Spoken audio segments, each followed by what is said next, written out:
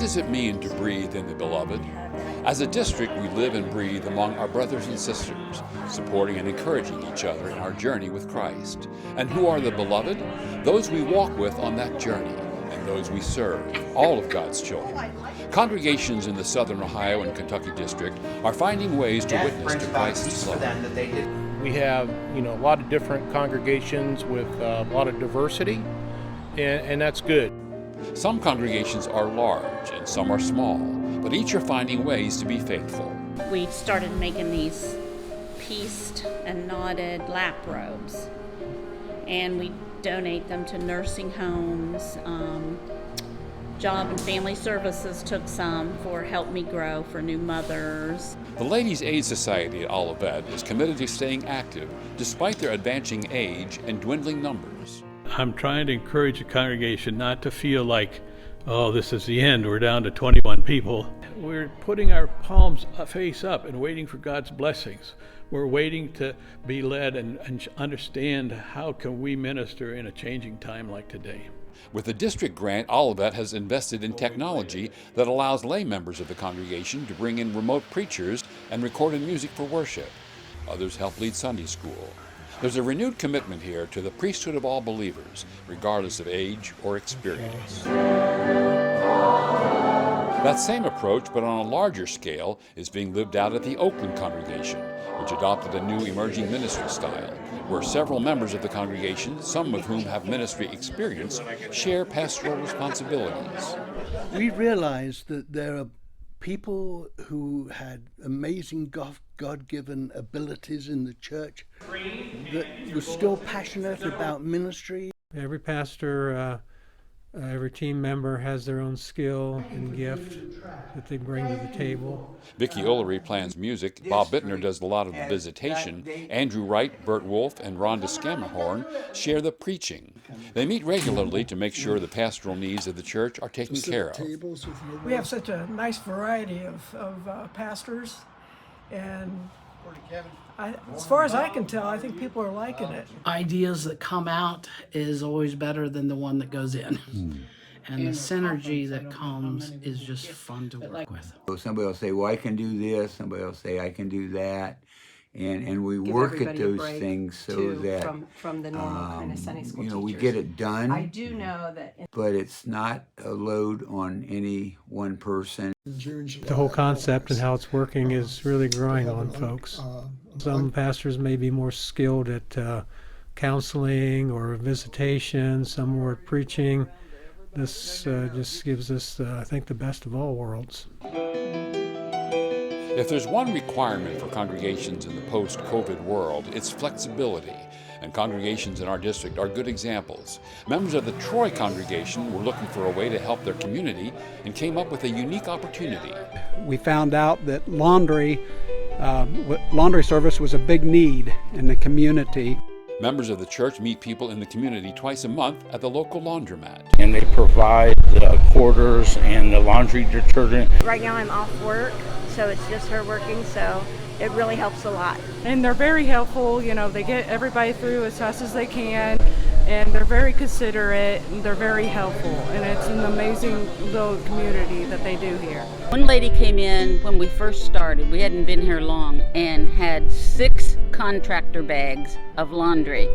And she said, "Are you sure I can do this?" And we said, "Yes, we did," because we've never put a limit. And she started crying and hugged me, and she said, "You don't know what this means." She said, "This is the first time my kids' bedding has been washed in 2 years."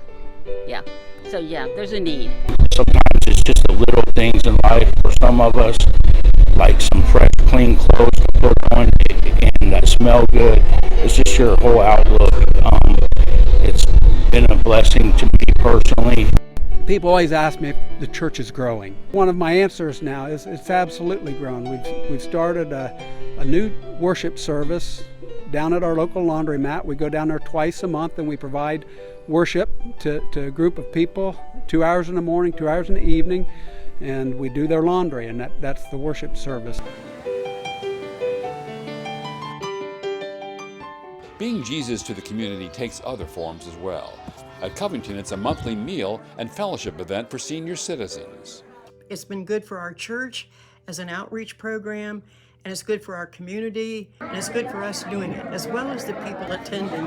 Covington does not have a senior citizen center like communities around here seem to have, and so we just saw that as being something missing in the community, and decided to try to fill that need. The congregation is blessed with a modern kitchen and a large dining facility that allows them to host events like this. We have more older people than younger people, and so reaching out with our hands by offering our building and our skills that we have here is more practical than going out with our feet, so to speak. It may not make our church bigger, but we've just decided to be Jesus in the neighborhood and try to be obedient to the call that we hear God calling us to. But this has just been a blessing to me, and hopefully I am to the other people too, because I can't even begin to tell you what a joy it is for all of us. In Potsdam, the desire was to get to know the community, and that has happened by getting to know its children. We're having a great impact in this little community with our kids that are unchurched.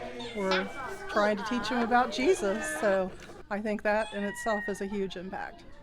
The weekly Kids Club program includes a meal, small group crafts, and Bible study. I get to see a lot of my friends and stuff, and it's fun. We mainly learn about Jesus, though, and how I think last year we learned the New Testament, I think, and then this year we're learning the Old Testament. You can learn a lot. We can do fun activities to do it, all sorts of stuff like that. We also learn sign language for Bible verses. We watch videos every week, and you can kind of just talk with friends and learn more about God. Our Kids Club program is right now our biggest outreach to the community, and it's healthy, and these kids are wonderful. The majority of these kids do not come from homes where the parents go to church or are involved in anything with the church. They come on their own every week. There's so many distractions for kids, and that's just blesses my heart that they come on their own because they love it. Before we didn't know who they were, and so when they see us, we're a familiar face in the neighborhood, and they're very welcoming to us. The next big step is to get them to come to church on Sunday mornings, which we've had, varied success with that. But never give up. That's our motto. The neighborhood where brethren from the Southern Ohio and Kentucky district find themselves being Jesus are varied. For the Cincinnati congregation, it was one they intentionally sought. When people were leaving the city, we were actually intentional to moving into the city. So we wanted to be a ministry to people who were in need here. BVSers hosted by the congregation started a community garden. The congregation assists with several homeless and transitional housing ministries virtually next door to their building, provides groceries at a converted newspaper stand, and offers clothing and other necessities to their neighbors. There's just a selflessness about the Church of the Brethren, serving, showing through the works that you do, that you really care about other people. The love and kindness that the people here at the Church of the Brethren has, I think that's what draw people, and that's what drew me. I'm a person who has been treated with dignity and respect when I come through these doors.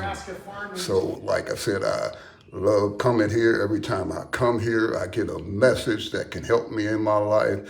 And for me, speaking of me, this church has been a blessing. These are people who have felt the love of God and want to share that with others, and so that's part of it. And then this is a congregation where everybody's encouraged to listen for their calling.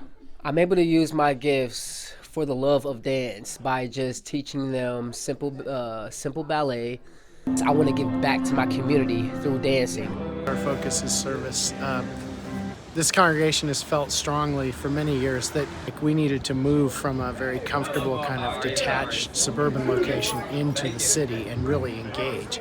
The joy in serving is its own reward. As we breathe in and out, we are engaged with people, with those whom we are committed to serving. With the support and inspiration of each other's ministries, congregations of the Southern Ohio and Kentucky District are finding ways to engage with the beloved, with each other, and those who need to know the love of Christ and the power of walking with God. They're all being Jesus in the neighborhood with the gifts that they have, with the neighborhoods they serve, and it's really great to see how the different churches are doing things differently to spread the good news.